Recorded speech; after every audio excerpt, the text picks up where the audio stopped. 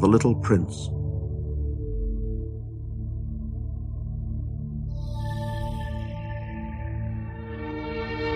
Once, when I was 6 years old, I saw a magnificent picture in a book called True Stories from Nature about the primeval forest. It was a picture of a boa constrictor in the act of swallowing an animal. In the book it said, "Boa constrictors swallow their prey whole without chewing it. After that, they are not able to move, and they sleep through the 6 months that they need for digestion." I pondered deeply then over the adventures of the jungle. And after some work with a colored pencil, I succeeded in making my first drawing, my drawing number 1. I showed my masterpiece to the grown-ups and asked them whether the drawing frightened them. But they answered, "Frightened? Why should anyone be frightened by a hat?" My drawing was not the picture of a hat. It was a picture of a boa constrictor digesting an elephant. But since the grown-ups were not able to understand it, I made another drawing. I drew the inside of the boa constrictor so that the grown-ups could see it clearly. They always need to have things explained. My drawing number 2. The grown-ups' response this time was to advise me to lay aside my drawings of boa constrictors, whether from the inside or the outside, and devote myself instead to geography, history, arithmetic, and grammar.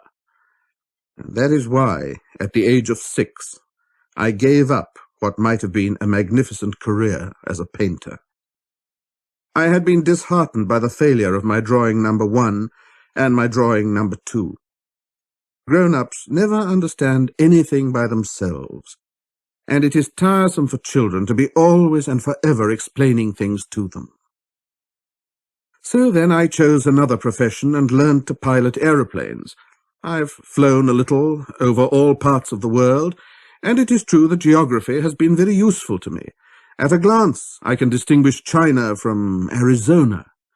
If one gets lost in the night, such knowledge is valuable. In the course of this life, I have had a great many encounters with a great many people who have been concerned with matters of consequence. I have lived a great deal among grown-ups. I have seen them intimately, close at hand, and that hasn't much improved my opinion of them. Whenever I met one of them who seemed to me at all clear-sighted, I tried the experiment of showing him my drawing number 1, which I have always kept. I would try to find out, so, if this was a person of true understanding, but whoever it was, he or she would always say, "That's a hat." Then I would never talk to that person about boa constrictors or primeval forests or stars. I would bring myself down to his level. I would talk to him about bridge and golf and politics and neckties. And the grown-up would be greatly pleased to have met such a sensible man. So I lived my life alone without anyone that I could really talk to, until I had an accident with my plane in the desert of Sahara 6 years ago. Something was broken in my engine. And as I had with me neither mechanic nor any passengers, I set myself to attempt the difficult repairs all alone. It was a question of life or death for me. I had scarcely enough drinking water to last a week. The first night, then, I went to sleep on the sand, 1,000 miles from any human habitation. I was more isolated than a shipwrecked sailor on a raft in the middle of the ocean. Thus, you can imagine my amazement at sunrise when I was awakened by an odd little voice. It said, "If you please, draw me a sheep." What? "Draw me a sheep."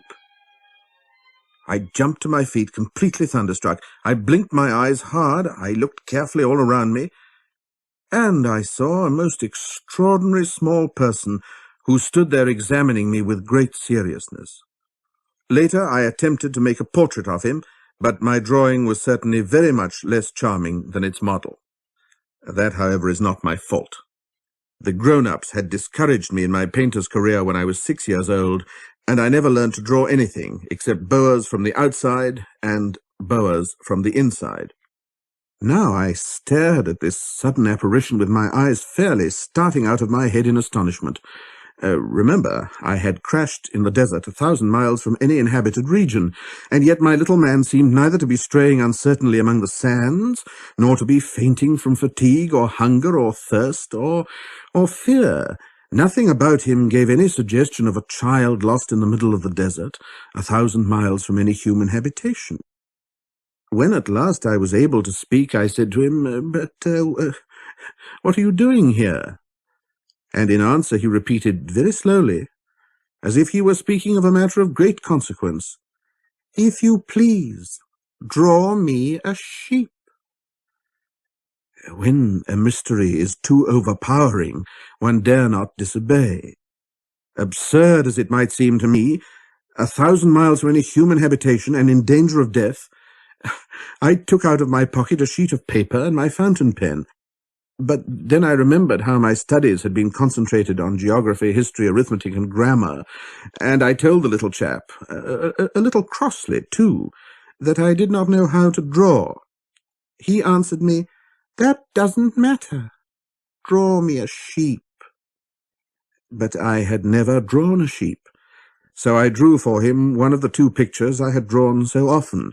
It was that of the boa constrictor from the outside, and I was astounded to hear the little fellow greet it with, "No, no, no, I do not want an elephant inside a boa constrictor. A boa constrictor is a very dangerous creature, and an elephant is very cumbersome. Where I live, everything is very small.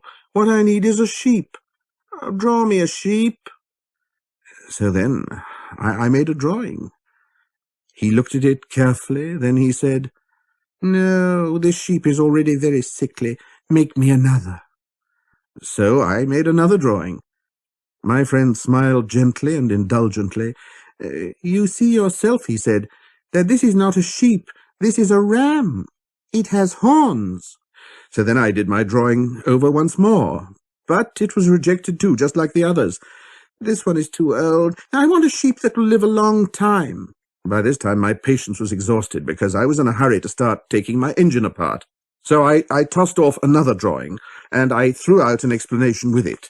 "This is only his box. The sheep you asked for is inside." I was very surprised to see a light break over the face of my young judge. "That is exactly the way I wanted it. Do you think that this sheep will have to have a great deal of grass?" "Why?" "Because where I live everything is very small." "Well, there'll surely be enough grass for him," I said. "It's a very small sheep that I've given you." He bent his head over the drawing. "Not so small that, look, he's gone to sleep." And that is how I made the acquaintance of the little prince. It took me a long time to learn where he came from. The little prince, who asked me so many questions, never seemed to hear the ones I asked him. It was from words dropped by chance that little by little everything was revealed to me. The first time he saw my aeroplane, for instance. I could never draw an aeroplane, that's much too complicated for me. He asked me, "What is that object?" "That is not an object, it flies. It is an aeroplane. It is my aeroplane." And I was proud to have him learn that I could fly. He cried out then, "What, you dropped down from the sky?" "Yes," I answered modestly. "Oh, that is funny." And the little prince broke into a lovely peal of laughter, which irritated me very much. I like my misfortunes to be taken seriously. Then he added, "So you too come from the sky. Which is your planet?" At that moment I caught a gleam of light in the impenetrable mystery of his presence, and I demanded, abruptly, "Do you come from another planet?" But he did not reply. He tossed his head gently, without taking his eyes from my plane. "It is true that on that you can't have come from very far away." And he sank into a reverie, which lasted a long time. Then, taking my sheep out of his pocket, he buried himself in the contemplation of his treasure. You can imagine how my curiosity was aroused by this half-confidence about the other planets. I made a great effort, therefore, to find out more on this subject. "My little man, where do you come from? What is this 'where I live' of which you speak? Where do you want to take your sheep?" After a reflective silence, he answered, "The thing that is so good about the box you have given me is that at night he can use it as his house." "That is so. And if you are good, I will give you a string, too, so that you can tie him during the day, and a post to tie him, too." But the little prince seemed shocked by this offer. "Tie him? What a queer idea!" "But if you don't tie him," I said, "he'll wander off somewhere and get lost." My friend broke into another peal of laughter. "But where do you think he would go?" "Anywhere, straight ahead of him." Then the little prince said earnestly, "That doesn't matter. Where I live, everything is so small." And with perhaps a hint of sadness, he added, "Straight ahead of him, nobody can go very far." I had thus learned a second fact of great importance. This was that the planet the little prince came from was scarcely any larger than a house. But that did not really surprise me much. I knew very well that in addition to the great planets, such as the Earth, Jupiter, Mars, Venus, to which we have given names, there are also hundreds of others, some of which are so small that one has a hard time seeing them through the telescope. When an astronomer discovers one of these, he does not give it a name, but only a number. He might call it, for example, asteroid 325. I have serious reason to believe that the planet from which the little prince came is the asteroid known as B612. This asteroid has only once been seen through the telescope. That was by a Turkish astronomer in 1909. On making his discovery, the astronomer had presented it to the International Astronomical Congress in a great demonstration, but he was in Turkish costume, and so nobody would believe what he said. Grown-ups are like that. Fortunately, however, for the reputation of asteroid B612, a Turkish dictator made a law that his subjects, under pain of death, should change to European costume. So in 1920 the astronomer gave his demonstration all over again, dressed with impressive style and elegance, and this time everybody accepted his report. If I have told you these details about the asteroid and made a note of its number for you, it is on account of the grown-ups and their ways. Grown-ups love figures. When you tell them that you have made a new friend, they never ask you any question about essential matters. They never say to you, "What does his voice sound like? What games does he love best? Does he collect butterflies?" Instead, they demand, "How old is he? How many brothers has he? How much does he weigh? How much money does his father make?" Only from these figures do they think they have learned anything about him.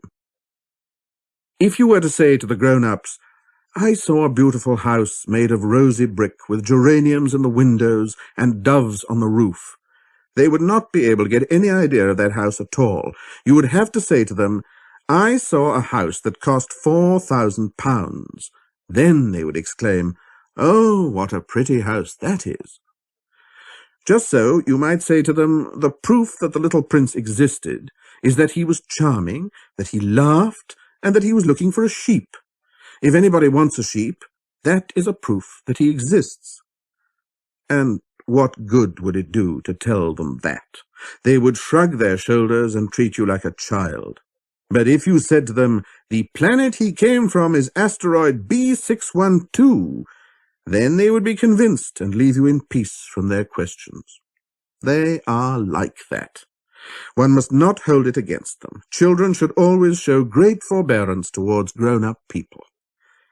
But certainly, for us who understand life, figures are a matter of indifference. I should have liked to begin this story in the fashion of the fairy tales. I should have liked to say, "Once upon a time there was a little prince who lived on a planet that was scarcely any bigger than himself, and who had need of a friend." To those who understand life, that would have given a much greater air of truth to my story. For I do not want anyone to listen to my story carelessly.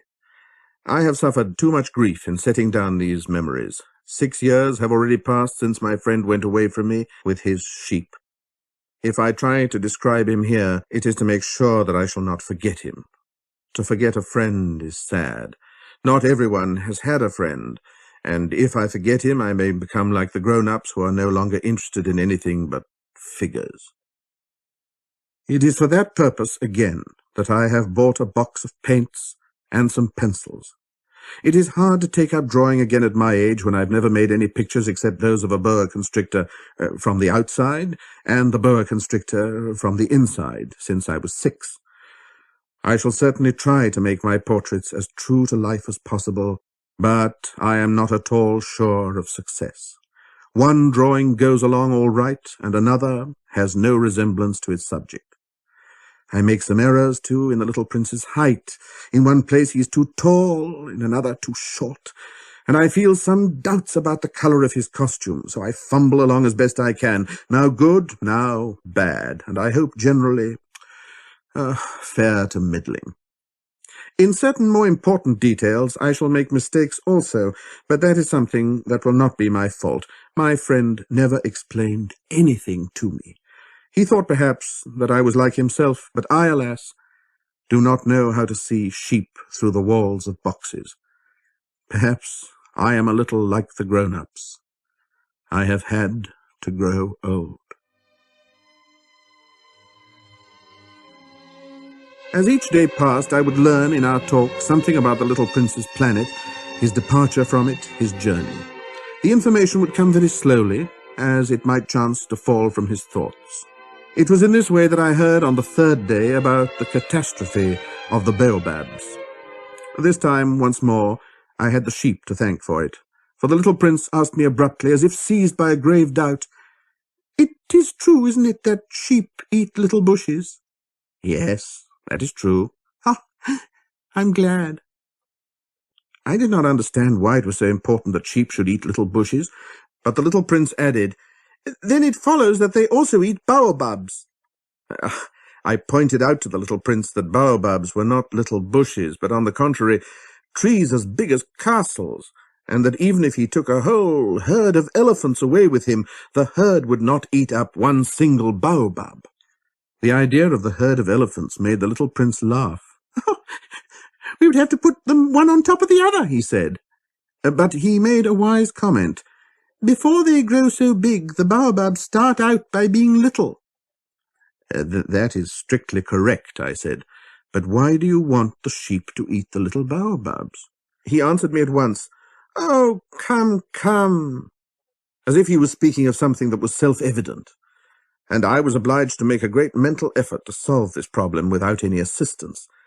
Indeed, as I learnt, there were on the planet where the little prince lived, as on all planets, good plants and bad plants. In consequence, there were good seeds from good plants and bad seeds from bad plants. But seeds are invisible. They sleep deep in the heart of the earth's darkness until someone among them is seized with a desire to waken.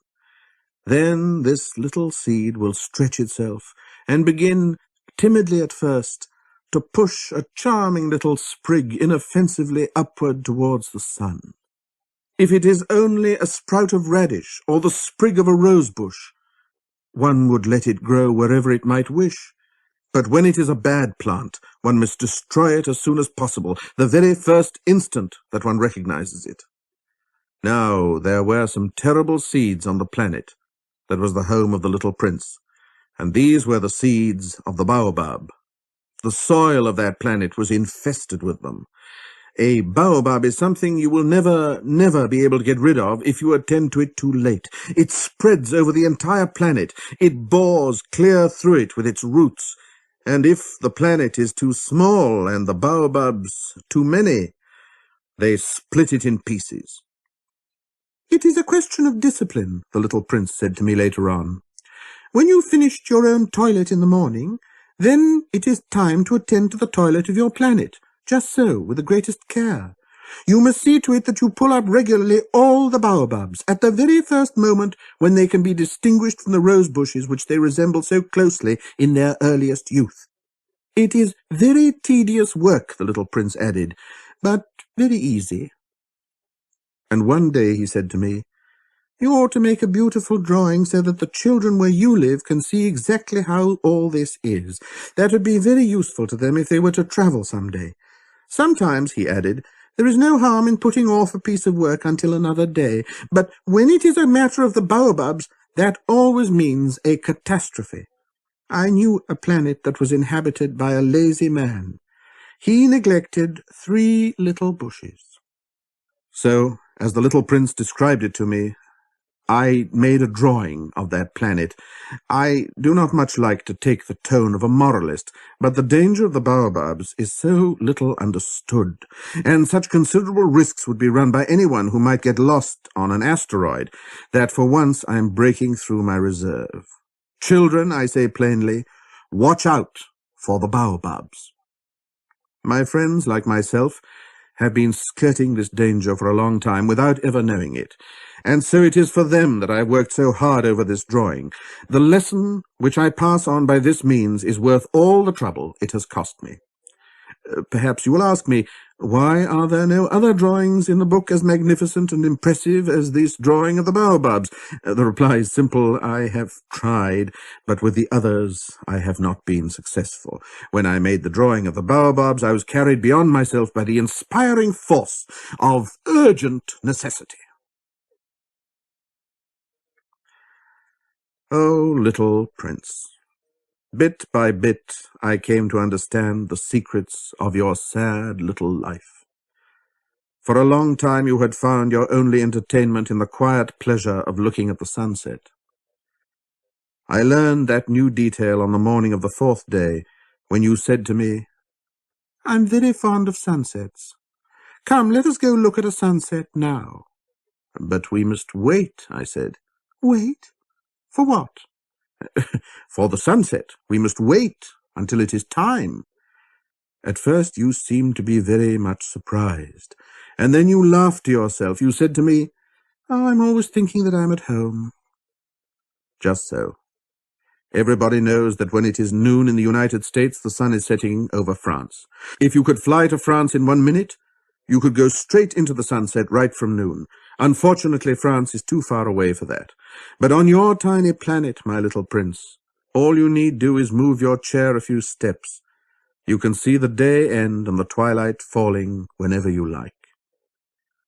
"One day," you said to me, "I saw the sunset 44 times. And a little later you added, "You know, one loves the sunset when one is so sad." "Were you so sad then," I asked, "on the day of the 44 sunsets?" But the little prince made no reply. On the 5th day, again as always it was thanks to the sheep, the secret of the little prince's life was revealed to me. Abruptly, without saying anything to lead up to it, and as if the question had been born of long and silent meditation on his problem, he demanded, "A sheep, if it eats little bushes, does it eat flowers too?" A sheep," I answered, "eats anything it finds in its reach." "Even flowers that have thorns?" Yes, even flowers that have thorns." "Then the thorns, what use are they?" I did not know. At that moment I was very busy trying to unscrew a bolt that had got stuck in my engine. I was very much worried, for it was becoming clear to me that the breakdown of my plane was extremely serious, and I had so little drinking water left that I had to fear the worst. "The thorns, what use are they?" The little prince never let go of a question once he had asked it. As for me, I was upset over that bolt, and I answered with the first thing that came into my head. "Oh, the thorns, no use at all. Flowers have thorns just for spite." "Oh!" There was a moment of complete silence. Then the little prince flashed back at me with a kind of resentment. "I don't believe you. Flowers are weak creatures. They are naive. They reassure themselves as best they can. They believe that their thorns are terrible weapons." I did not answer. At that instant I was saying to myself, if this bolt still won't turn, I'm going to knock it out with a hammer. Again the little prince disturbed my thoughts.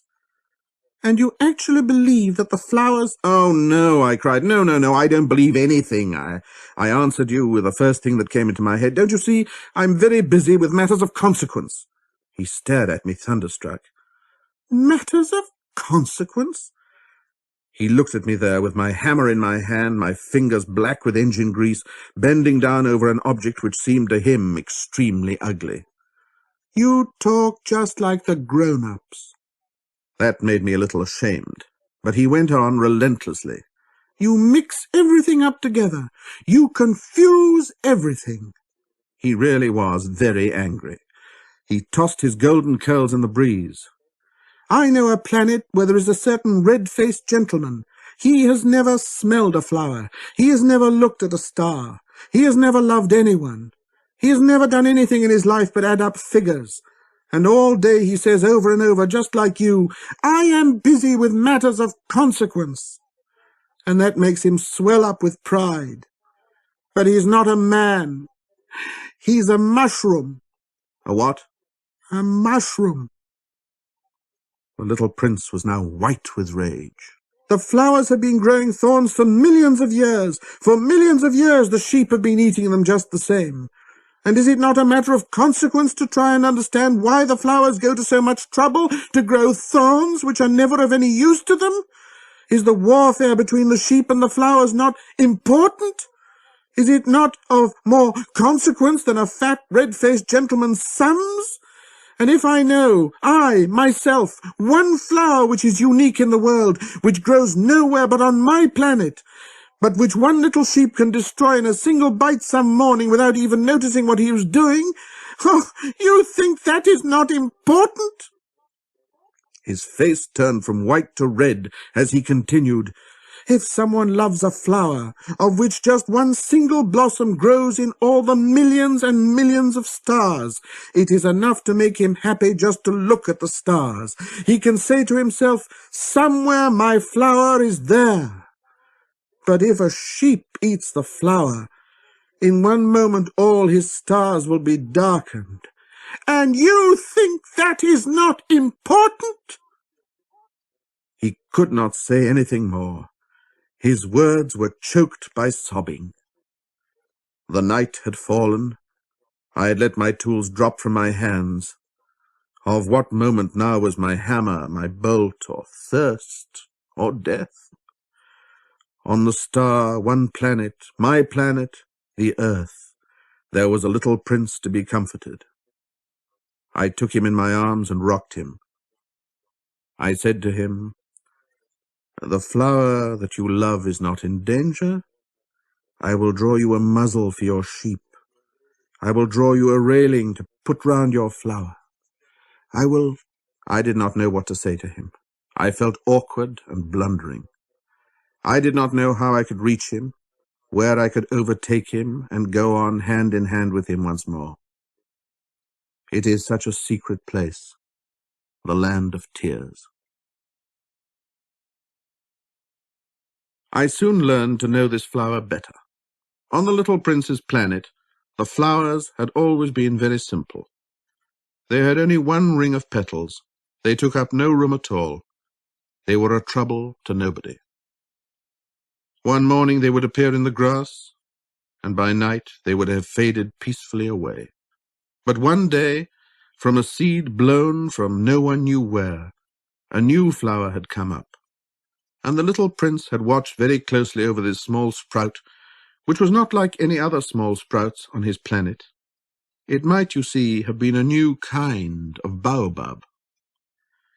But the shrub soon stopped growing and began to get ready to produce a flower. The little prince, who was present at the first appearance of a huge bud, felt at once that some sort of miraculous apparition must emerge from it. But the flower was not satisfied to complete the preparations for her beauty in the shelter of her green chamber. She chose her colors with the greatest care. She dressed herself slowly. She adjusted her petals one by one. She did not wish to go out into the world all rumpled like the field poppies. It was only in the full radiance of her beauty that she wished to appear. Oh yes, she was a coquettish creature, and her mysterious adornment lasted for days and days. Then one morning, exactly at sunrise, she suddenly showed herself. And after working with all this painstaking precision, she yawned and said, "Oh, I'm scarcely awake. I beg that you will excuse me. My petals are still all disarranged." But the little prince could not restrain his admiration. "Oh, how beautiful you are!" "Am I not?" the flower responded sweetly. "And I was born at the same moment as the sun." The little prince could guess easily enough that she was not any too modest, but how moving and exciting she was. "I think it is time for breakfast," she added an instant later. "If you would have the kindness to think of my needs." And the little prince, completely abashed, went to look for a sprinkling can of fresh water. So he tended the flower. She too began very quickly to torment him with her vanity, which was, if the truth be known, a little difficult to deal with. One day, for instance, when she was speaking of her 4 thorns, she said to the little prince, "Let the tigers come with their claws." "There are no tigers on my planet," the little prince objected, "and anyway, tigers do not eat weeds." "I am not a weed," the flower replied sweetly. "Oh, please excuse me. I am not at all afraid of tigers," she went on, "but I have a horror of draughts. I suppose you wouldn't have a screen for me." "A horror of draughts? That is bad luck for a plant," remarked the little prince, and added to himself, "This flower is a very complex creature." "At night, I want you to put me under a glass globe. It is very cold where you live. In the place where I came from, ah!" But she interrupted herself at that point. She had come in the form of a seed. She could not have known anything of any other worlds. Embarrassed over having let herself be caught on the verge of such a naive untruth, she coughed 2 or 3 times in order to put the little prince in the wrong. "The screen? Oh, I was just going to look for it when you spoke to me." Then she forced her cough a little more, so that he should suffer from remorse just the same. So the little prince, in spite of all the good will that was inseparable from his love, had soon come to doubt her. He had taken seriously words which were without importance, and it made him very unhappy. "I ought not to have listened to her," he confided to me one day. "One ought never to listen to the flowers. One should simply look at them and breathe their fragrance. Mine perfumed all my planet. But I did not know how to take pleasure in all her grace. This tale of claws which disturbed me so much should only have filled my heart with tenderness and pity." And he continued his confidences. "The fact is, I did not know how to understand anything. I ought to have judged by deeds and not by words. She cast her fragrance and her radiance over me. I ought never to have run away from her. I ought to have guessed all the affection that lay behind her poor little stratagems. Flowers, are so inconsistent. But I was too young to know how to love her." I believe that for his escape he took advantage of the migration of a flock of wild birds. On the morning of his departure, he put his planet in perfect order. He carefully cleaned out his active volcanoes. He possessed 2 active volcanoes, and they were very convenient for heating his breakfast in the morning.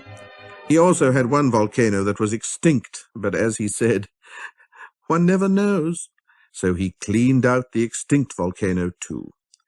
If they are well cleaned out, volcanoes burn slowly and steadily without any eruptions. Volcanic eruptions are like fires in a chimney. On our Earth, we are obviously much too small to clean out our volcanoes. That is why they bring no end of trouble upon us. The little prince also pulled up with a certain sense of dejection the last little shoots of the baobabs. He believed that he would never want to return. But on this last morning, all these familiar tasks seemed very precious to him. And when he watered the flower for the last time and prepared to place her under the shelter of her glass globe, he realized that he was very close to tears. "Goodbye," he said to the flower. But she made no answer. "Goodbye," he said again. The flower coughed. but it was not because she had a cold. "I have been silly," she said to him at last. "I ask your forgiveness. Try to be happy." He was surprised by this absence of reproaches. He stood there all bewildered, the glass globe held arrested in mid-air. He did not understand this quiet sweetness. "Of course I love you," the flower said to him. "It is my fault that you have not known it all the while. That is of no importance. But you have been just as foolish as I. Try to be happy. Let the glass globe be. I don't want it any more. But the wind! My cold is not as bad as all that. The cool night air will do me good. I am a flower. But the animals! Well, I must endure the presence of 2 or 3 caterpillars if I wish to become acquainted with the butterflies. It seems that they are very beautiful. And if not the butterflies and the caterpillars, who will call upon me? You will be far away. As for the large animals, I'm not at all afraid of any of them. I have my claws." And naively she showed her 4 thorns. Then she added, "Don't linger like this. You've decided to go away. Now go." For she did not want him to see her crying. She was such a proud flower.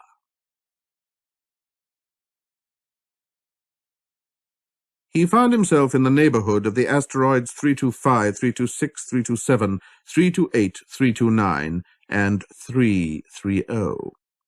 He began, therefore, by visiting them in order to add to his knowledge. The first of them was inhabited by a king. Clad in royal purple and ermine, he was seated upon a throne, which was at the same time both simple and majestic. "Ah, here is a subject," exclaimed the king, when he saw the little prince coming. And the little prince asked himself, "How could he recognize me when he's never seen me before?" He did not know how the world is simplified for kings. To them, all men are subjects. "Approach, so that I may see you better," said the king, who felt consumingly proud of being, at last, a king over somebody. The little prince looked everywhere to find a place to sit down, but the entire planet was crammed and obstructed by the king's magnificent ermine robe. So he remained standing upright, and since he was tired, he yawned. "It is contrary to etiquette to yawn in the presence of a king," the monarch said to him. "I forbid you to do so." "I can't help it. I can't stop myself," replied the little prince, thoroughly embarrassed. "I've come on a long journey, and I've had no sleep." Then, the king said, "I order you to yawn. It's years since I've seen anyone yawning. Yawns to me are objects of curiosity. Come on now, yawn again. That's an order." "Well, that frightens me. I cannot any more," murmured the little prince, now completely abashed. Replied the king.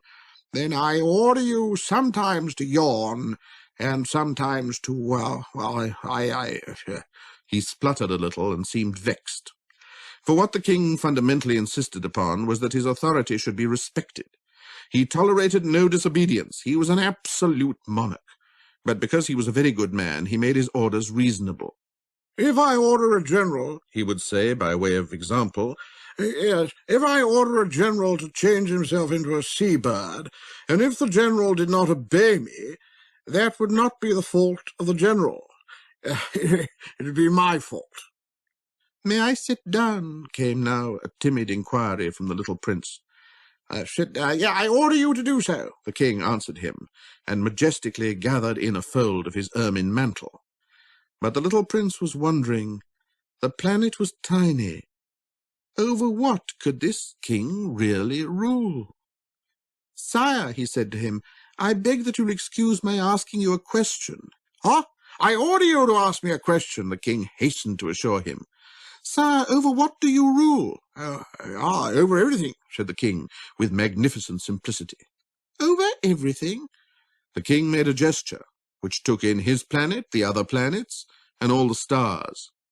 "Over all that?" asked the little prince. "Yeah, over all that," the king answered.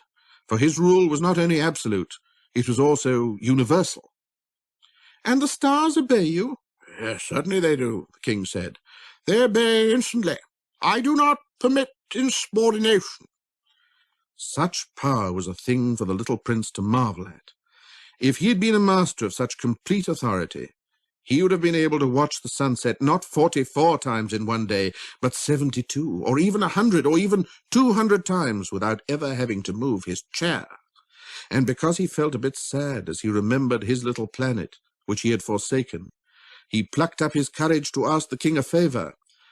I should like to see a sunset. Do me that kindness. Order the sun to set.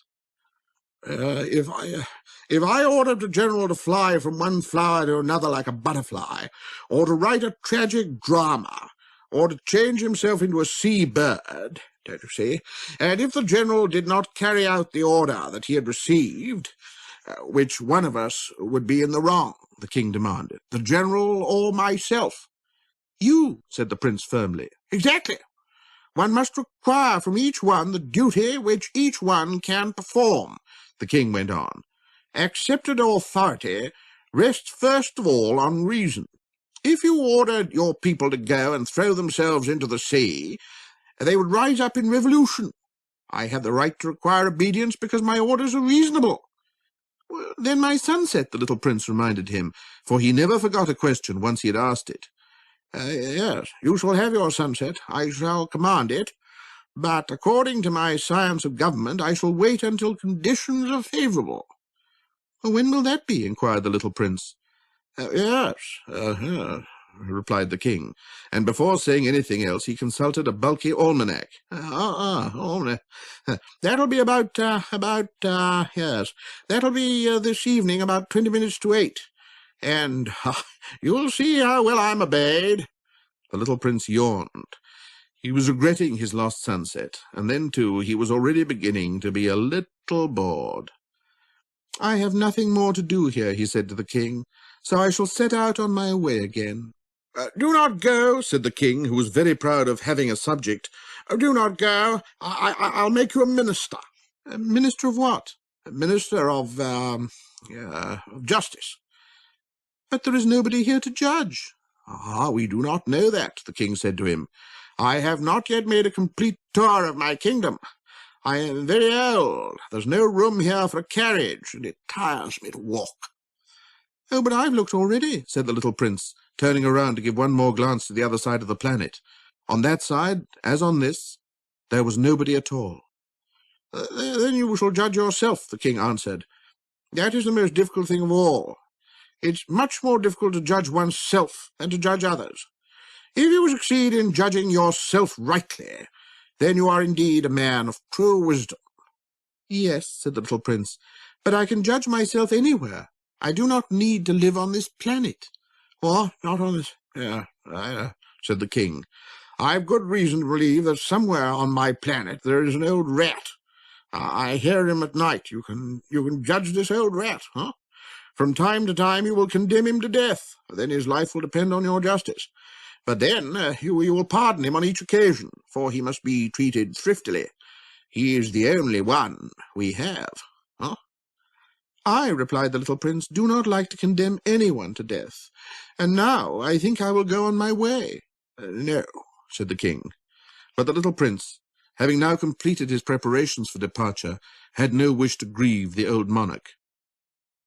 If your majesty wishes to be promptly obeyed, he said, he should be able to give me a reasonable order. He should be able, for example, to order me to be gone by the end of 1 minute. It seems to me that conditions are favourable. As the king made no answer, the little prince hesitated a moment. Then, with a sigh, he took his leave. I make you my ambassador, the king called out hastily. He had a magnificent air of authority. The grown-ups are very strange, the little prince said to himself, as he continued on his journey. The second planet was inhabited by a conceited man. Yes, I am about to receive the visit of an admirer, he exclaimed from afar when he first saw the little prince coming. For to conceited men all other men are admirers. "Good morning," said the little prince. "That is a hat you are wearing." "It is a hat for salutes," the conceited man replied. "It is to raise and salute when people acclaim me. Unfortunately, nobody at all ever passes this way." "Yes," said the little prince, who did not understand what the conceited man was talking about. "Clap your hands, one against the other," the conceited man now directed him. The little prince clapped his hands. The conceited man raised his hat in a modest salute. "This is more entertaining than the visit to the king," the little prince said to himself, and he began again to clap his hands one against the other. The conceited man again raised his hat in salute. After 5 minutes of this exercise, the little prince grew tired of the game's monotony. "And what should one do to make the hat come down?" he asked. But the conceited man did not hear him. Conceited people never hear anything but praise. "You really admire me very much?" he demanded of the little prince. "Well, what does that mean, admire?" To admire means that you regard me as the handsomest, the best dressed, the richest, and the most intelligent man on this planet." But you are the only man on your planet." Do me this kindness, admire me just the same." "I admire you," said the little prince, shrugging his shoulders slightly. "But what is there in that to interest you so much?" And the little prince went away. "The grown-ups are certainly very odd," he said to himself as he continued on his journey. The next planet was inhabited by a tippler. This was a very short visit, but it plunged the little prince into deep dejection. "What are you doing there?" he said to the tippler, whom he found settled down in silence before a collection of empty bottles, and also a collection of full bottles. "I am drinking," replied the tippler with a lugubrious air. "Why are you drinking?" demanded the little prince. "So that I may forget," replied the tippler. "Forget what?" inquired the little prince, who already was sorry for him.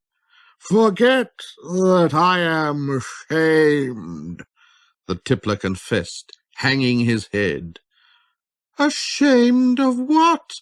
insisted the little prince, who wanted to help him. "Ashamed of drinking." The tippler brought his speech to an end and shut himself up in an impregnable silence.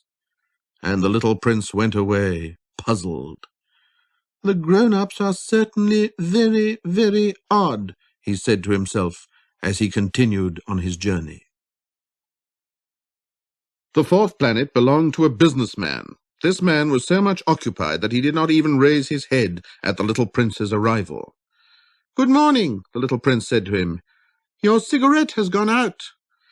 3 and 2 make 5, 5 and 7 make 12, 12 and 3 make 15, good morning, 15 and 7 make 22, 22 and 6 make 28, I haven't time to light it again, 26 and 5 make 31, that makes 501,622,731. 500 million what? Asked the little prince. Hey? Oh, you still there? 501 million. I can't stop.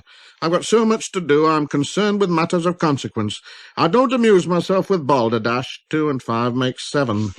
501 million what? Repeated the little prince, who never in his life had let go of a question once he had asked it. The businessman raised his head.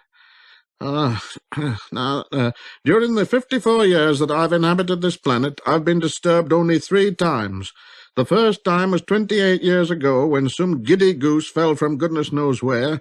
He made the most frightful noise that resounded all over the place, and I made 4 mistakes in my addition. The second time, 11 years ago, I was disturbed by an attack of rheumatism. I don't get enough exercise. I've no time for loafing. The third time, well, this is it. I was saying then 501 millions. Millions of what? The businessman suddenly realized there was no hope of being left in peace until he answered this question. Millions of those little objects, he said, which one sometimes sees in the sky. Flies. Oh, no, little glittering objects. Bees. Oh, no, little golden objects that set lazy men to idle dreaming. As for me, I'm concerned with matters of consequence. There's no time for idle dreaming in my life. Oh, you mean the stars? Yes, that's it, the stars. Well, what do you do with 500 million stars? 501,622,731.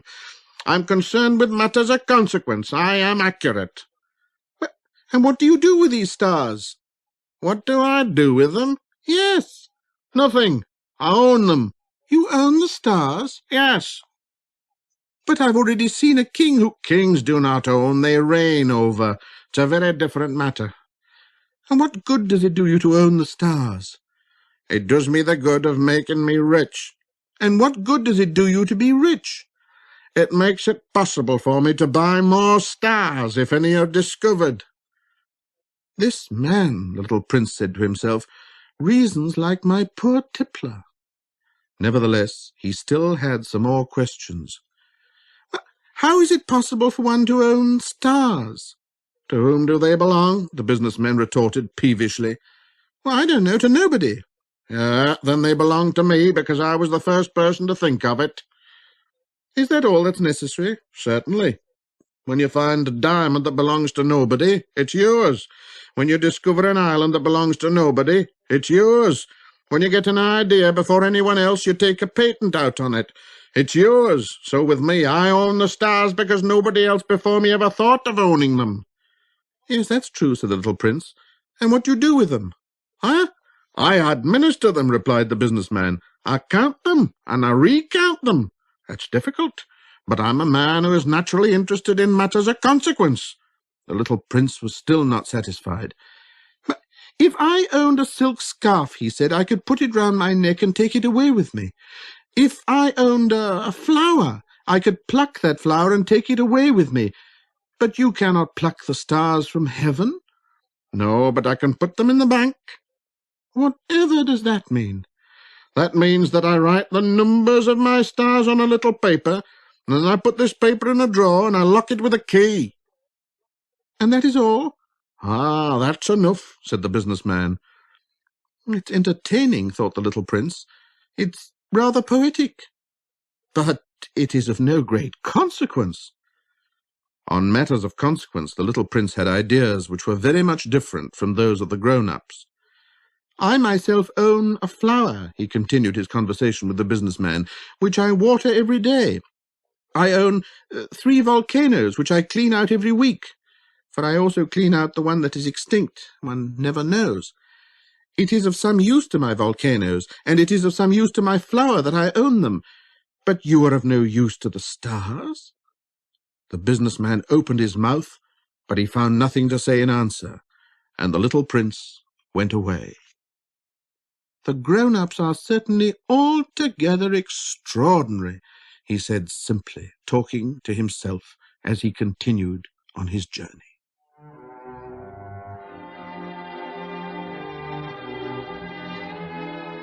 The 5th planet was very strange. It was the smallest of all. There was just enough room on it for a street lamp and a lamplighter.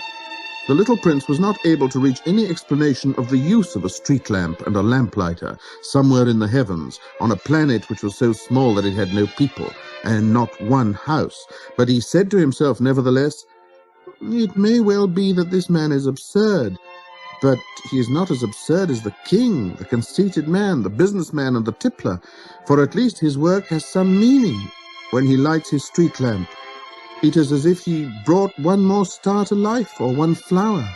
When he puts out his lamp, he sends the flower or the star to sleep. Yeah, that is a beautiful occupation. And since it is beautiful, it is truly useful. When he arrived on the planet, he respectfully saluted the lamplighter. Good morning, sir. Why have you just put out your lamp? Those are the orders, replied the lamplighter. Good morning. What are the orders? The orders are that I put out my lamp. Good evening. And he lighted his lamp again. But why have you just lighted it again? Those are the orders, replied the lamplighter. I do not understand, said the little prince. There is nothing to understand, said the lamplighter. Orders are orders. Good morning. And he put out his lamp. Then he mopped his forehead with a handkerchief decorated with red squares. I follow a terrible profession. In the old days it was reasonable. I put the lamp out in the morning, and in the evening I lighted it again. I had the rest of the day for relaxation and the rest of the night for sleep. And the orders have changed since that time. The orders have not been changed, said the lamplighter. That's the tragedy. From year to year the planet has turned more rapidly and the orders have not been changed. Then what? Asked the little prince. Then the planet now makes a complete turn every minute, and I no longer have a single second for repose. Once every minute I have to light my lamp and put it out. Oh, that's very funny. A day lasts only 1 minute here where you live. Oh, it's not funny at all, said the lamplighter. While we've been talking together, a month has gone by. A month? A month. 30 minutes, 30 days. Good evening. And he lighted his lamp again. As the little prince watched him, he felt that he loved this lamplighter who was so faithful to his orders. He remembered the sunsets which he himself had gone to seek in other days, merely by pulling up his chair. And he wanted to help his friend. You know, he said, I can tell you a way you can rest whenever you want to. I always want to rest, said the lamplighter, for it is possible for a man to be faithful and lazy at the same time. The little prince went on with his explanation. Your planet is so small that 3 strides will take you all the way round it. To be always in the sunshine, you need only walk along rather slowly. When you want to rest, you will walk, and the day will last as long as you like. That doesn't do me much good, said the lamplighter. The one thing I love in life is to sleep. Then you're unlucky, said the little prince. I am unlucky, said the lamplighter. Good morning. And he put out his lamp. That man, said the little prince to himself as he continued farther on his journey, that man would be scorned by all the others, by the king, by the conceited man, by the tippler, by the businessman. Nevertheless, he is the only one of them all who does not seem to me ridiculous. Perhaps that is because he is thinking of something else besides himself. He breathed a sigh of regret and said to himself again, That man is the only one of them all whom I could have made my friend.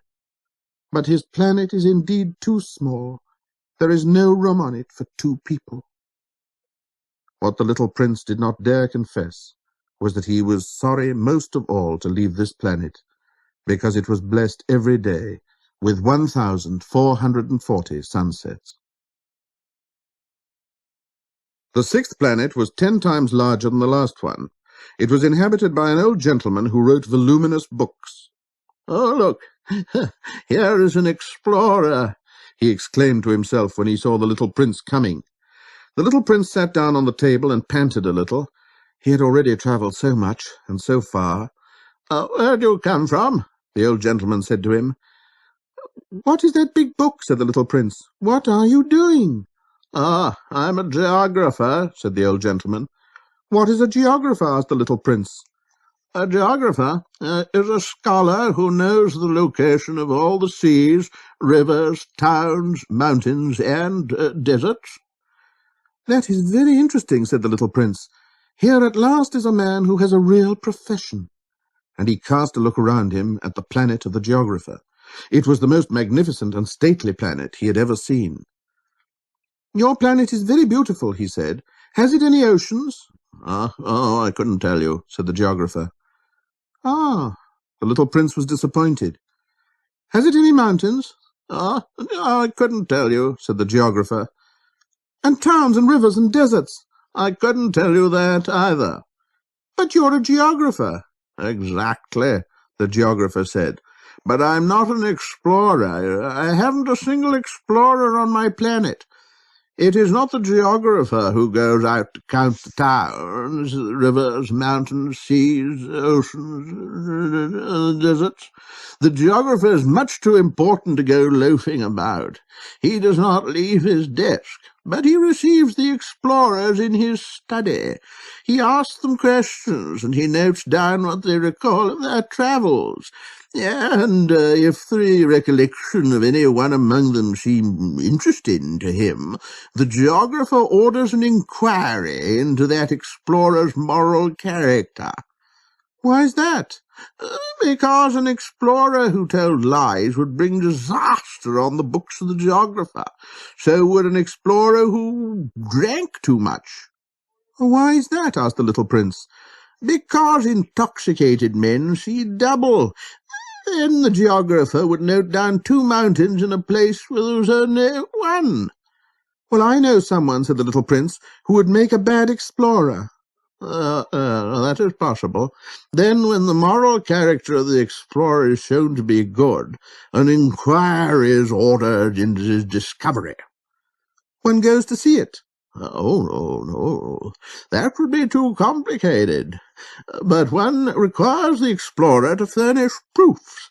For example, if the discovery in question is that of a large mountain, one requires that large stones be brought back from it. The geographer was suddenly stirred to excitement. You come from far away. You are an explorer. You shall describe your planet to me. And having opened his big register, the geographer sharpened his pencil. The recitals of explorers are put down first in pencil. One waits until the explorer has furnished proofs before putting them down in ink. Well, said the geographer expectantly. Oh, where I live, said the little prince, it's not very interesting. It's all so small. I have 3 volcanoes. 2 volcanoes are active, the other is extinct, but one never knows. One never knows, said the geographer. I also have a flower. Oh, no, we do not record flowers, said the geographer. Why is that? The flower is the most beautiful thing on my planet. We do not record them, said the geographer, because they are ephemeral. What does that mean, ephemeral? Geographies, said the geographer, are the books which, of all books, are most concerned with matters of consequence. They never become old-fashioned. It is very rarely that a mountain changes its position. It's very rarely that an ocean empties itself of its waters. We write of eternal things. But extinct volcanoes may come to life again, the little prince interrupted. What does that mean, ephemeral? Whether volcanoes are extinct or alive, it comes to the same thing for us, said the geographer. The thing that matters to us is the mountain. It does not change. But what does that mean, ephemeral? Repeated the little prince, who never in his life had let go of a question once he had asked it. It means which is in danger of speedy disappearance. Is my flower in danger of speedy disappearance? Oh, certainly it is. My flower is ephemeral, the little prince said to himself. And she has only 4 thorns to defend herself against the world. And I have left her on my planet, all alone. That was his first moment of regret. But he took courage once more. What place would you advise me to visit now? He asked. The planet Earth, replied the geographer. It has a good reputation. And the little prince went away, thinking of his flower. So then, the 7th planet was the Earth. The Earth is not just an ordinary planet. One can count there 111 kings, not forgetting, to be sure, the Negro kings among them. 7,000 geographers, 900,000 businessmen, 7,500,000 tipplers, 311 million conceited men, that is to say, about 200 billion grown-ups.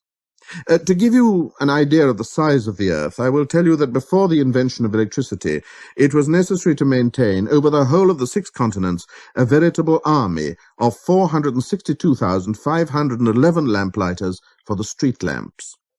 Seen from a slight distance, that would make a splendid spectacle. The movements of this army would be regulated like those of the ballet and the opera. First would come the turn of the lamplighters of New Zealand and Australia. Having set their lamps alight, those would go off to sleep. Next, the lamplighters of China and Siberia would enter for their steps in the dance, and then they too would be waved back into the wings. After that would come the turn of the lamplighters of Russia and the Indies, then those of Africa and Europe, then those of South America, then those of North America, and never would they make a mistake in the order of their entry upon the stage. It would be magnificent. Only the man who was in charge of the single lamp at the North Pole, and his colleague who was responsible for the single lamp at the South Pole, only these two would live free from toil and care.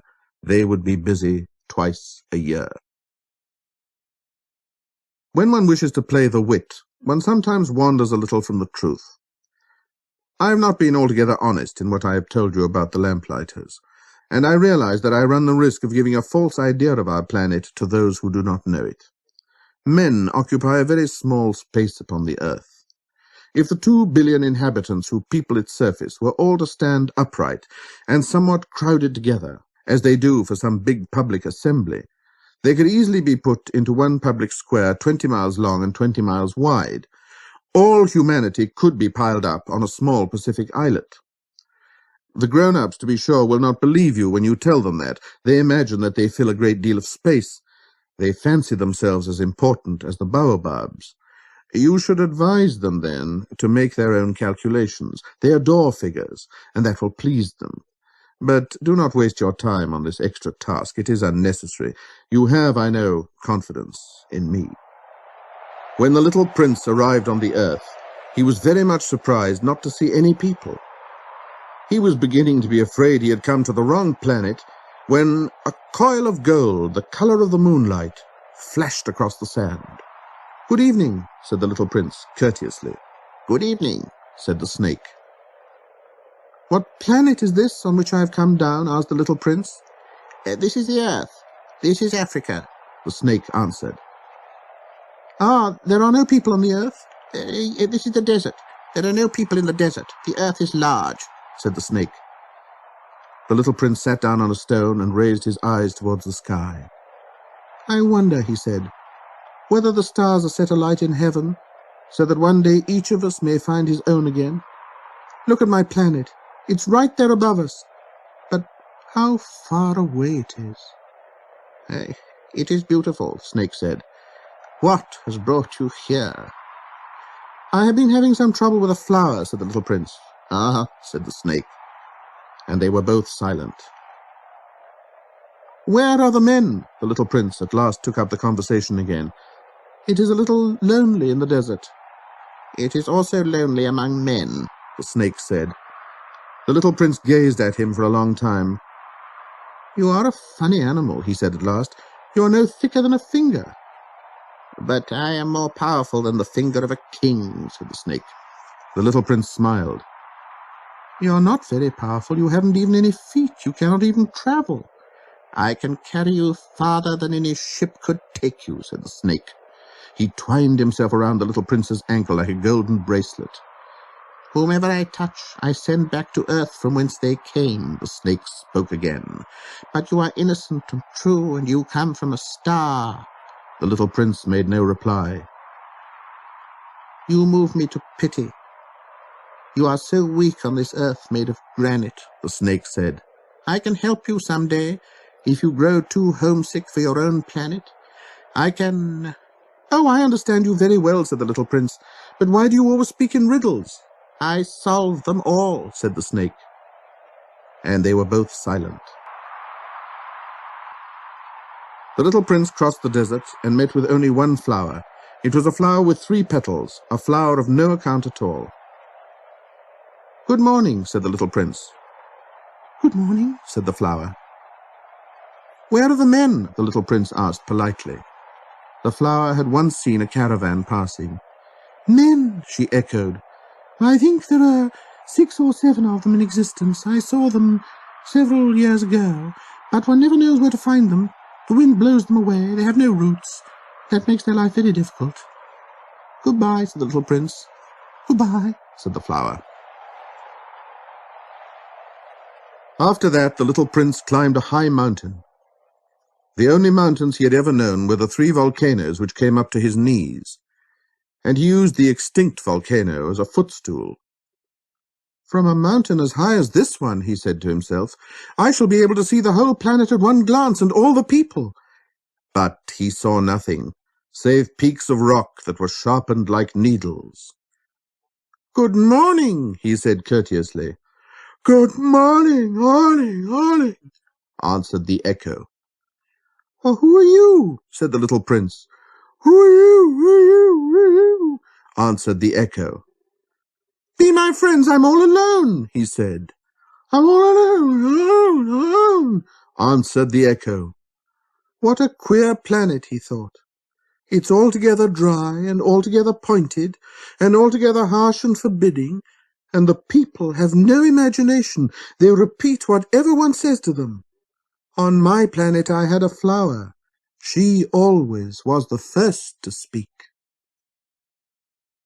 But it happened that after walking for a long time through sand and rocks and snow, the little prince at last came upon a road, and all roads lead to the abodes of men. "Good morning," he said. He was standing before a garden all abloom with roses. "Good morning," said the roses. The little prince gazed at them. They all looked like his flower. "Who are you?" he demanded, thunderstruck. "We are roses," the roses said. And he was overcome with sadness. His flower had told him that she was the only one of her kind in all the universe, and here were 5,000 of them, all alike, in one single garden. She would be very much annoyed, he said to himself.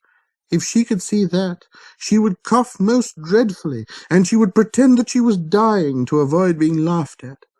And I should be obliged to pretend that I was nursing her back to life, for if I did not do that, to humble myself also, she would really allow herself to die.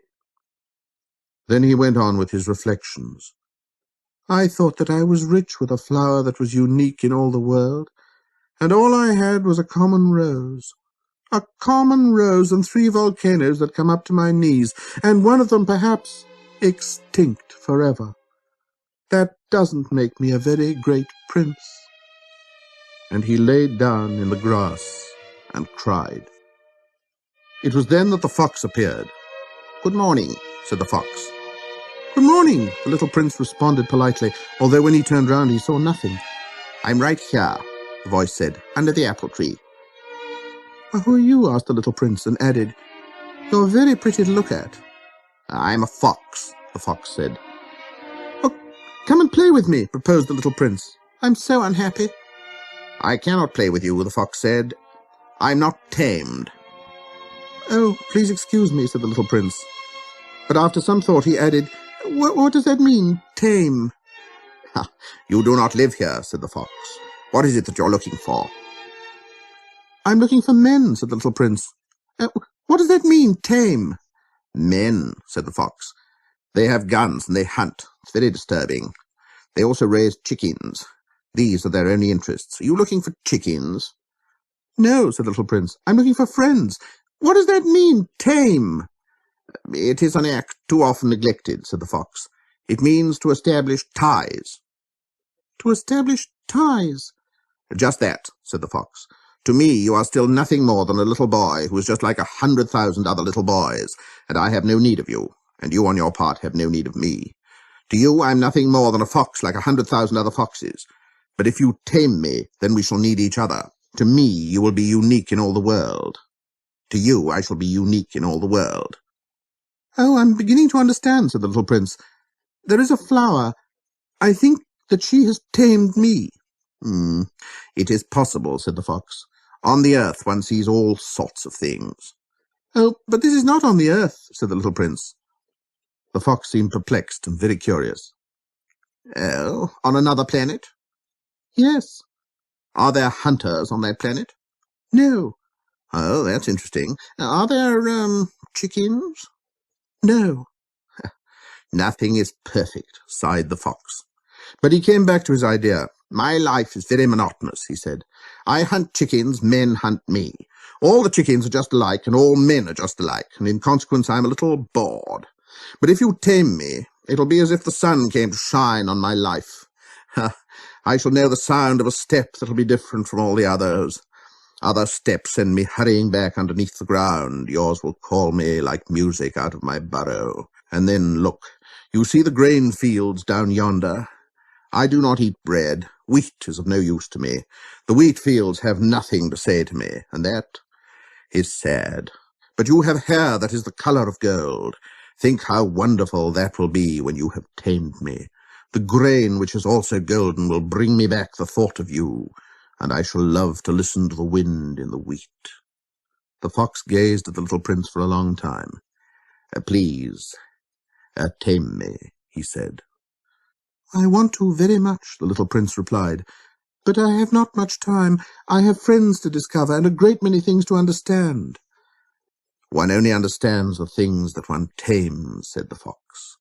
"Men have no more time to understand anything. They buy things already made at the shops. But there is no shop anywhere where one can buy friendship, and so men have no friends any more. If you want a friend, oh, tame me."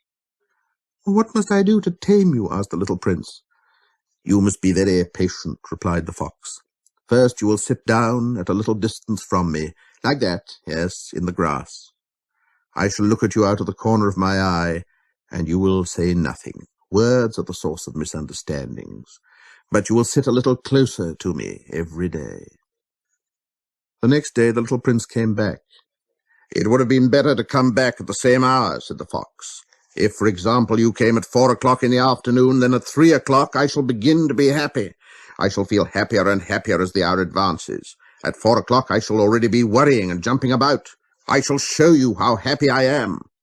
But if you come at just any time, I shall never know at what hour my heart is to be ready to greet you. One must observe the proper rites."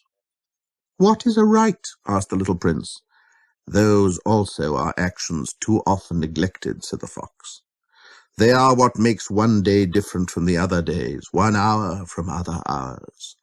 There is a rite, for example, among my hunters. Every Thursday they dance with the village girls. So Thursday is a wonderful day for me. I can take a walk as far as the vineyards. But if the hunters danced at just any time, every day would be like every other day, and I should never have any vacation at all." So the little prince tamed the fox, and when the hour of his departure drew near, "Ah," said the fox, "I shall cry." "It is your own fault," said the little prince. "I never wished you any sort of harm, but you wanted me to tame you." "Yes, that is so," said the fox. "And now you're going to cry," said the little prince. "Yes, that is so," said the fox. "Then it has done you no good at all." "It has done me good," said the fox, "because of the colour of the wheat fields." And then he added, "Go and look again at the roses. You will understand now that yours is unique in all the world. Then come back to say goodbye to me, and I will make you a present of a secret." The little prince went away to look again at the roses. "You are not at all like my rose," he said. "As yet you are nothing. No one has tamed you, and you have tamed no one. You are like my fox when I first knew him. He was only a fox like 100,000 other foxes, but I have made him my friend, and now he is unique in all the world." And the roses were very much embarrassed. "You are beautiful, but you are empty," he went on. "One could not die for you. To be sure, an ordinary passer-by would think that my rose looked just like you, the rose that belongs to me.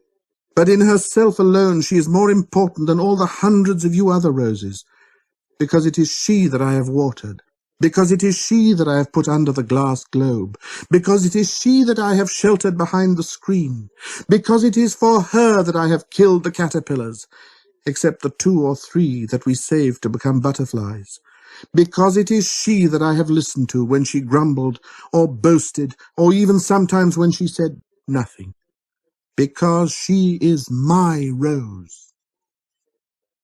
And he went back to meet the fox. "Goodbye," he said. "Goodbye," said the fox. "And now here is my secret, a very simple secret. It is only with a heart that one can see rightly. What is essential is invisible to the eye." "What is essential is invisible to the eye," the little prince repeated, so that he would be sure to remember. "It is the time you have wasted for your rose that makes your rose so important." "It is the time I have wasted for my rose," said the little prince, so that he would be sure to remember. "Men have forgotten this truth," said the fox, "but you must not forget it. You become responsible forever for what you have tamed. You are responsible for your rose." "I am responsible for my rose," the little prince repeated, so that he would be sure to remember. "Good morning," said the little prince. "Good morning," said the railway switchman. "What do you do here?" the little prince asked. "Oh, I sort out travellers in bundles of 1,000, said the switchman. "I send off the trains that carry them, now to the right, now to the left." And a brilliantly lighted express train shook the switchman's cabin as it rushed by with a roar like thunder. "They are in a great hurry," said the little prince. "What are they looking for?" Not even the locomotive engineer knows that," said the switchman. And a second brilliantly lighted express thundered by in the opposite direction. "Are they coming back already?" demanded the little prince. "Ah, those are not the same ones," said the switchman. "It's an exchange." "Were they not satisfied where they were?" asked the little prince. "No one's ever satisfied where he is," said the switchman. And they heard the roaring thunder of a third brilliantly lighted express. "Are they pursuing the first travellers?" demanded the little prince. "They are pursuing nothing at all," said the switchman. "They're asleep in there, or if they're not asleep, they're yawning. Only the children are flattening their noses against the window panes." "Only the children know what they're looking for," said the little prince. "They waste their time over a rag doll, and it becomes very important to them. And if anybody takes it away from them, they cry." "They are lucky," the switchman said. "Good morning," said the little prince. "Good morning," said the merchant. This was the merchant who sold pills that had been invented to quench thirst. You need only swallow 1 pill a week, and you will feel no need of anything to drink. "Why are you selling those?" asked the little prince. "Because they save a tremendous amount of time," said the merchant. "Computations have been made by experts. With these pills you save 53 minutes in every week." "And what do I do with those 53 minutes?" "Anything you like." "As for me," said the little prince to himself, "if I had 53 minutes to spend as I liked, I should walk at my leisure towards a spring of fresh water." It was now the 8th day since I had had my accident in the desert, and I had listened to the story of the merchant as I was drinking the last drop of my water supply. "Ah," I said to the little prince, "those memories of yours are very charming, but I have not yet succeeded in repairing my plane. I have nothing more to drink, and I, too, should be very happy if I could walk at my leisure towards a spring of fresh water." "My friend the fox," the little prince said to me. "My dear little man, this is no longer a matter that has anything to do with a fox." "Why not?" Because I'm about to die of thirst." He did not follow my reasoning, and he answered me, "It is a good thing to have a friend, even if one is about to die. I, for instance, am very glad to have a fox as a friend." He has no way of guessing the danger," I said to myself. "He's never been either hungry or thirsty. A little sunshine is all that he needs." But he looked at me steadily and replied to my thought, "I am thirsty too. Let us look for a well." I made a gesture of weariness. It's absurd to look for a well at random in the immensity of the desert, but nevertheless we started walking. When we had trudged along for several hours in silence, the darkness fell, and the stars began to come out. Thirst had made me a little feverish, and I looked at them as if I were in a dream. The little prince's last words came reeling back into my memory. "Then you are thirsty too?" I demanded. But he did not reply to my question. He merely said to me, "Water may also be good for the heart." I did not understand this answer, but I said nothing. I knew very well that it was impossible to cross-examine him. He was tired. He sat down. I sat down beside him. And after a little silence he spoke again. "The stars are beautiful because of a flower that cannot be seen." I replied, Yes, that is so." And without saying anything more, I looked across the ridges of sand that were stretched out before us in the moonlight. "The desert is beautiful," the little prince added. And that was true. I have always loved the desert. One sits down on a desert sand dune, sees nothing, hears nothing, yet through the silence something throbs and gleams. "What makes the desert beautiful," said the little prince, "is that somewhere it hides a well." I was astonished by a sudden understanding of that mysterious radiation of the sands. When I was a little boy, and legend told us that a treasure was buried there. To be sure, no one had ever known how to find it. Perhaps no one had ever even looked for it. But it cast an enchantment over that house. My home was hiding a secret in the depth of its heart. Yes, I said to the little prince, the house, the stars, the desert. What gives them their beauty is something that is invisible. Oh, I'm glad, he said, that you agree with my fox. As the little prince dropped off to sleep, I took him in my arms and set out walking once more. I felt deeply moved and stirred. It seemed to me that I was carrying a very fragile treasure. It seemed to me even that there was nothing more fragile on all the earth.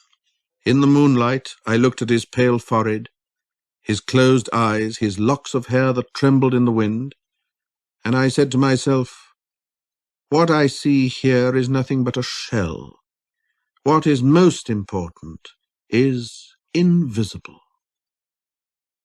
As his lips opened slightly with the suspicion of a half-smile, I said to myself again, what moves me so deeply about this little prince who is sleeping here is his loyalty to a flower, the image of a rose that shines through his whole being like the flame of a lamp, even when he is asleep. And I felt him to be more fragile still. I felt the need of protecting him, as if he himself were a flame that might be extinguished by a little puff of wind. And as I walked on so, I found the well at daybreak. Men, said the little prince, set out on their express trains, but they do not know what they're looking for. Then they rush about and get excited and turn around and round. And he added, it's not worth the trouble. The well that we had come to was not like the wells of the Sahara. The wells of the Sahara are mere holes dug in the sand. This one was like a well in a village. But there was no village here, and I thought I must be dreaming.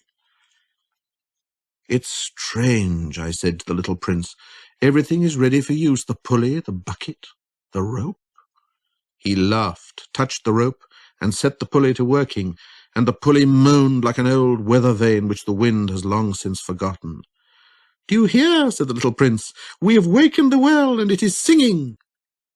I did not want him to tire himself with the rope. Leave it to me, I said. It's too heavy for you. I hoisted the bucket slowly to the edge of the well and set it there, happy, tired as I was over my achievement.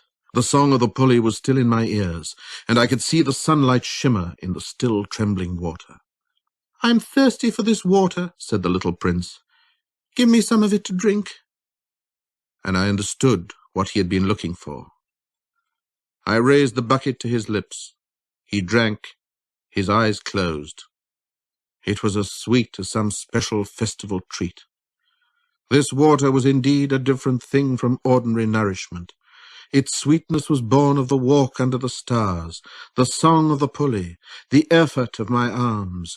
It was good for the heart like a present.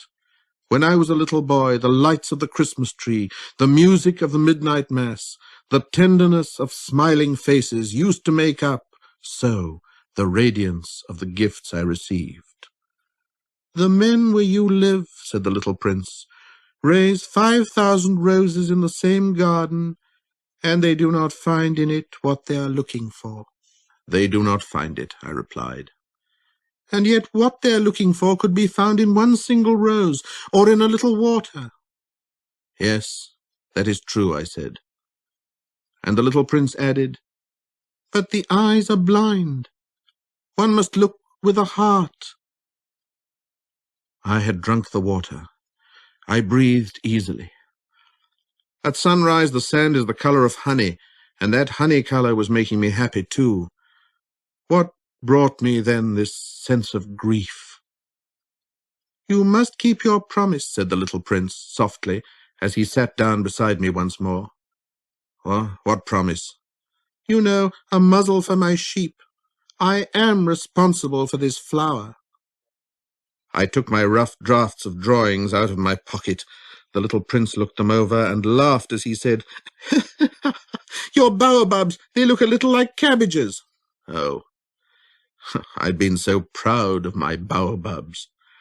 "Your fox, his ears look a little like horns, and they're too long." And he laughed again.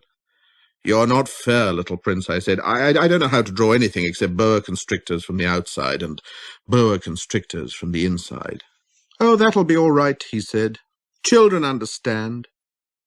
So then I made a pencil sketch of a muzzle, and as I gave it to him, my heart was torn. "You have plans that I do not know about," I said. But he did not answer me. He said to me instead, "You know, my descent to the earth, tomorrow will be its anniversary." Then after a silence he went on, "I came down very near here." And he flushed. And once again, without understanding why, I had a queer sense of sorrow. One question, however, occurred to me. Then it was not by chance that on the morning when I first met you a week ago, you were strolling along like that all alone, 1,000 miles from any inhabited region? You were on your way back to the place where you landed. The little prince flushed again, and I added with some hesitancy, perhaps it was because of the anniversary? The little prince flushed once more. He never answered questions, but when one flushes, does that not mean yes? "Ah," I said to him, "I am a little frightened." But he interrupted me. "Now you must work. You must return to your engine. I will be waiting for you here. Come back tomorrow evening." But I was not reassured. I remembered the fox. One runs the risk of weeping a little if one lets oneself be tamed. Beside the well there was the ruin of an old stone wall. When I came back from my work the next evening, I saw from some distance away my little prince sitting on top of this wall, with his feet dangling, and I heard him say, "Then you don't remember? This is not the exact spot." Another voice must have answered him, for he replied to it, Yes, it is the right day, but this is not the place." I continued my walk towards the wall. At no time did I see or hear anyone. The little prince, however, replied once again, "Exactly, you will see where my tracks begin, in the sand. You have nothing to do but to wait for me there. I shall be there tonight." I was only 20 yards from the wall, and I still saw nothing. After a silence, the little prince spoke again. "You have good poison? You are sure that it will not make me suffer too long?" I stopped in my tracks, my heart torn asunder, but still I did not understand. "Now go away," said the little prince. "I want to get down from the wall." I dropped my eyes then to the foot of the wall, and I leapt into the air. There before me, facing the little prince, was one of those yellow snakes that take 30 seconds to bring your life to an end. Even as I was digging into my pocket to get out my revolver, I made a running step back, but at the noise I made, the snake let himself flow easily across the sand, like the dying spray of a fountain, and in no apparent hurry disappeared, with a light metallic sound, among the stones. I reached the wall just in time to catch my little man in my arms. His face was white as snow. "What does this mean?" I demanded. "Why are you talking with snakes?" I had loosened the golden muffler that he always wore. I had moistened his temples and gave him some water to drink. And now I did not dare ask him any more questions. He looked at me very gravely and put his arm round my neck.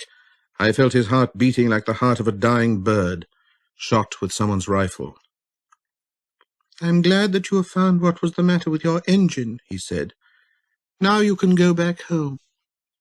"How do you know about that?" I was just coming to tell him that my work had been successful, beyond anything that I had dared to hope. He made no answer to my question, but he added, "I too am going back home today." Then sadly, "It is much farther. It is much more difficult." I realized clearly that something extraordinary was happening. I was holding him close in my arms as if he were a little child, and yet it seemed to me that he was rushing headlong towards an abyss from which I could do nothing to restrain him. His look was very serious, like someone lost far away. I have your sheep, and I have the sheep's box, and I have the muzzle." And he gave me a sad smile. I waited a long time. I could see that he was reviving little by little. "Dear little man," I said to him, "you're afraid." He was afraid, there was no doubt about that, but he laughed lightly. "I shall be much more afraid this evening." Once again I felt myself frozen by the sense of something irreparable, and I knew that I could not bear the thought of never hearing that laughter any more. For me, it was like the spring of fresh water in the desert. "Little man," I said, "I want to hear you laugh again." But he said to me, "Tonight it'll be a year. My star, then, can be found right above the place where I came to the earth a year ago." "Little man," I said, "tell me that it is only a bad dream, this affair of the snake and the meeting place and the star." But he did not answer my plea. He said to me instead, "The thing that is important is the thing that is not seen." "Yes, I know." "It's just as it is with a flower. If you love a flower that lives on a star, it is sweet to look at the sky at night. All the stars are abloom with flowers." "Yes, I know." "It's just as it is with water. Because of the pulley and the rope, what you gave me to drink was like music. You remember how good it was?" "Yes, I know." "And at night you will look up at the stars. Where I live, everything is so small that I cannot show you where my star is to be found. It is better like that. My star will be just one of the stars for you, and so you will love to watch all the stars in the heaven. They will all be your friends. And besides, I'm going to make you a present." He laughed again. "Oh, little prince, dear little prince, I love to hear that laughter." "That is my present, just that. It will be as it was when we drank the water." "What are you trying to say?" "All men have stars," he answered, "but they are not the same things for different people. For some who are travelers, the stars are guides. For others, they are no more than little lights in the sky.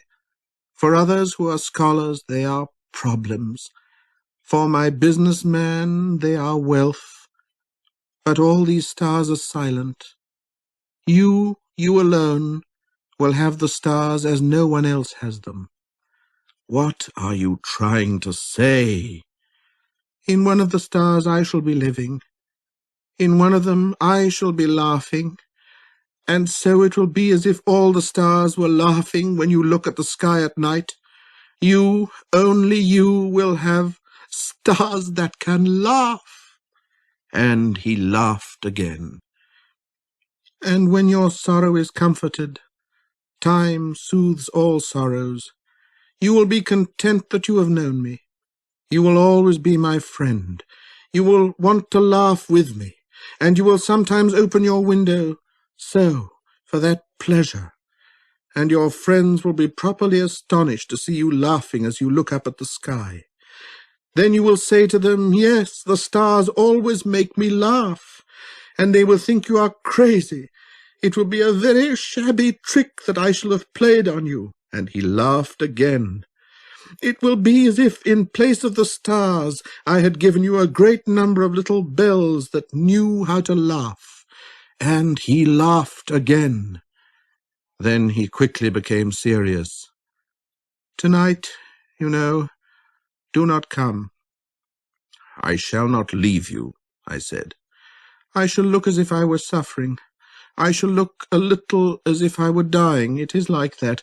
Do not come to see that. It's not worth the trouble." "I shall not leave you." But he was worried. "I tell you, it's also because of the snake. He must not bite you. Snakes, they are malicious creatures. This one might bite you just for the fun." "I shall not leave you." But a thought came to reassure him. "It is true that they have no more poison for a second bite." That night, I did not see him set on his way. He got away from me without making a sound. When I succeeded in catching up with him, he was walking along with a quick and resolute step. He said to me merely, "Ah, you're there." And he took me by the hand, but he was still worrying. "It was wrong of you to come. You will suffer. I shall look as if I were dead, and that will not be true." I said nothing. "You understand, it's too far. I cannot carry this body with me. It's too heavy." I said nothing. "But it'll be like an old abandoned shell. There's nothing sad about old shells." I said nothing. He was a little discouraged, but he made one more effort. "You know, it'll be very nice. I too shall look at the stars. All the stars will be wells with a rusty pulley. All the stars will pour out fresh water for me to drink." I said nothing. "That'll be so amusing. You will have 500 million little bells, and I shall have 500 million springs of fresh water." And he too said nothing more, because he was crying. "Here it is. Let me go on by myself." And he sat down because he was afraid. Then he said again, "You know, my flower, I'm responsible for her, and she is so weak. Oh, she is so naive. She has 4 thorns of no use at all to protect herself against all the world." I sat down too, because I was not able to stand up any longer. "There now, that is all." He still hesitated a little, then he got up. He took one step. I could not move. There was nothing but a flash of yellow close to his ankle. He remained motionless for an instant. He did not cry out. He fell as gently as a tree falls. There was not even any sound, because of the sand. And now 6 years have already gone by. I have never yet told this story. The companions who met me on my return were well content to see me alive. I was sad, but I told them, I'm tired. Now my sorrow is comforted a little, that is to say, not entirely, but I know that he did go back to his planet because I did not find his body at daybreak. It was not such a heavy body. And at night I love to listen to the stars. It is like 500 million little bells. But there is one extraordinary thing. When I drew the muzzle for the little prince, I forgot to add the leather strap to it. He will never have been able to fasten it on his sheep. So now I keep wondering what is happening on his planet. Perhaps the sheep has eaten the flower. At one time I say to myself, surely not. The little prince shuts his flower under her glass globe every night, and he watches over his sheep very carefully. Then I'm happy, and there is a sweetness in the laughter of all the stars. But at another time I say to myself, at some moment or other one is absent-minded, and that's enough. On some one evening he forgot the glass globe, or the sheep got out without making any noise in the night, and then the little bells are changed to tears. Here, then, is a great mystery. For you who also love the little prince, and for me, nothing in the universe can be the same if somewhere, we do not know where, a sheep that we never saw has, yes or no, eaten a rose. Look up at the sky. Ask yourselves, is it yes or no? Has the sheep eaten the flower? And you will see how everything changes. And no grown-up will ever understand that this is a matter of so much importance. The desert is, to me, the loveliest and saddest landscape in the world. In case you travel someday to the African desert, I hope you have listened carefully so that you will be sure to recognize the exact spot where the little prince appeared on earth and disappeared. And if you should come upon this spot, please do not hurry on. Wait for a time exactly under the star. Then, if a little man appears who laughs, who has golden hair, and who refuses to answer questions, you will know who he is. If this should happen, please comfort me. Send me word that he has come back.